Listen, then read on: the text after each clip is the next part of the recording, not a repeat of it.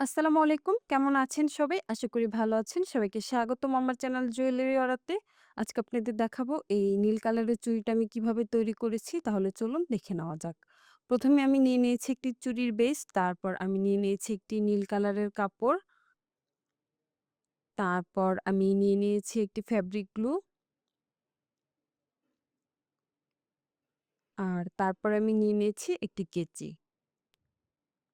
এখন আমি চুড়িটা নিয়ে তার মধ্যে কিছুটা ফেব্রিক গ্লু দিব। ফেব্রিক গ্লু দিয়ে তারপর আমি কাপড়ের যে মাথার অংশটা বা ১ম অংশটা সেটা আমি এখন একটি কেচির সাহায্যেই ভালোভাবে সমান করে কেটে নিচ্ছি। তারপর এখন আমি এটা চুড়ির মধ্যে পেঁচিয়ে নেব। আর অবশ্যই ভালোভাবে পেঁচাবেন। এটা যেহেতু চিকন চুড়ি, তো আপনারা একটু আস্তে ধীরে সময় নিয়ে তারপর এই চুড়িটা পেঁচাবেন। কোথাও যেন কুঁচকে না থাকে কাপড়টা, সেদিকেও আপনারা ভালোভাবে লক্ষ্য রাখবেন। আর আপনারা যখন কাপড়টা পেঁচাবেন অবশ্যই ভালোভাবে টাইট করে তারপর এই কাপড়টা পেঁচিয়ে নিবেন।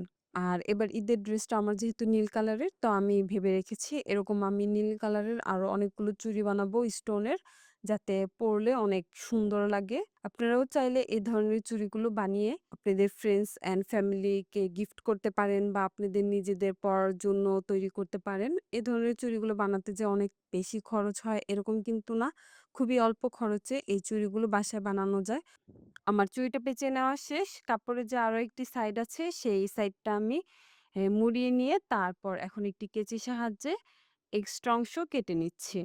আমি কাপড়টা কিছুটা এক্সট্রা রেখেছি। আপনারা ভিডিওতে ভালোভাবে লক্ষ্য করলে বুঝতে পারবেন। তারপর আমি বেশি করে ফেব্রিক গ্লু দিয়ে এখন চুড়ির বেসের সাথে এটা ভালোভাবে আটকে নিব। আমার চুড়ির বেসের সাথে ভালোভাবে আটকে নেওয়া শেষ। এটা আমি এখন কিছুক্ষণ শুকানোর জন্য অপেক্ষা করব। তারপর আমি নিয়ে নিচ্ছি একটা স্টোন চেইন। এই স্টোন চেইনটা আমার অনেক আগের পুরনো একটা স্টোন চেইন ছিল। আমি ৬ টা করে স্টোন নিয়েছি। মোট আমি ৫ টা স্টোন চেইন নিব। তারপর আমি নিয়ে নিয়েছি একটি গ্লু। এটা হচ্ছে B6000 এর যে গ্লুটা আছে, সেই গ্লুটা আমি ইউজ করছি। এই গ্লুটা ইউজ করলে এই স্টোন চেইন গুলো অনেক ভালোভাবে আটকে থাকে। আপনারা একটু ভিডিওতে ভালোভাবে লক্ষ্য করলে বুঝতে পারবেন কিভাবে আমি এই চেইন গুলো আটকে নিচ্ছি। এটা বলে বোঝানোর মতন কিছুই নেই। আপনারা একটু ভিডিওতে ভালোভাবে লক্ষ্য করলে বুঝতে পারবেন আমি কিভাবে এই কাজটা করে নিচ্ছি। আপনারা চাইলে যে ফেব্রিক গ্লুটা আছে, সেই ফেব্রিক গ্লু দিয়েও এই চেইনটা আটকে নিতে পারেন বা B7000 এর যে গ্লুটা আছে, চাইলে সেই গ্লু দিয়েও এই স্টোনগুলো আটকে নিতে পারেন। আমি B6000 এর যে গ্লুটা আছে, এটা দিয়ে আমি বেশিরভাগ সময় স্টোনের কাজ করলে আটকে নেই। এটা টেকসই হয় খুবই।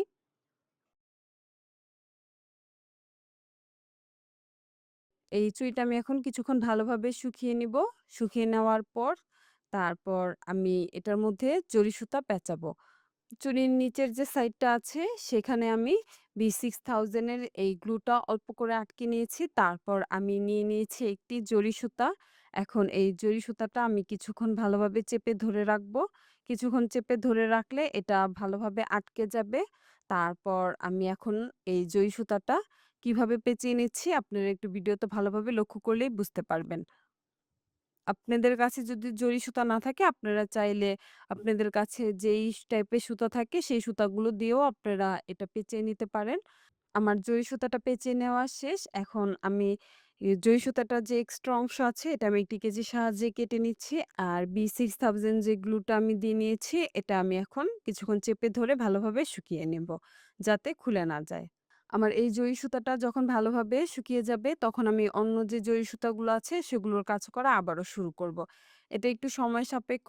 এখন আমি একই পদ্ধতিতে আরো একটি জরি সুতা পেঁচিয়ে নিচ্ছি।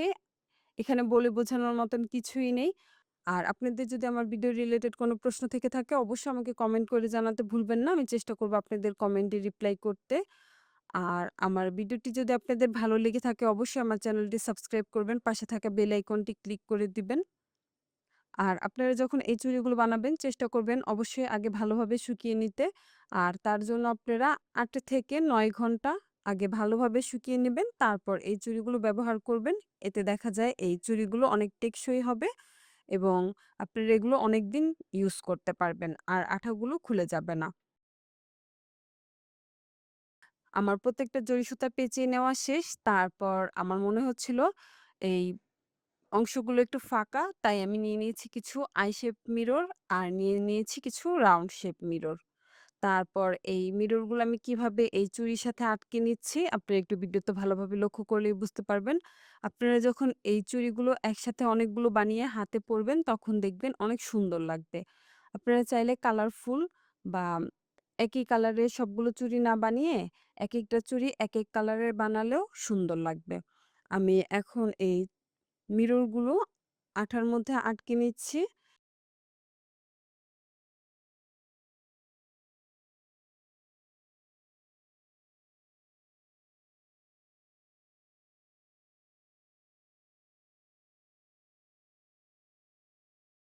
কথা বলতে আমার চুড়ির মধ্যে মিররগুলো লাগিয়ে নেওয়া শেষ। আমার এই চুড়িটা আপনাদের কেমন লেগেছে অবশ্যই আমাকে কমেন্ট করে জানাতে ভুলবেন না। ভিডিওটি শেষ পর্যন্ত দেখার জন্য সবাইকে অসংখ্য ধন্যবাদ।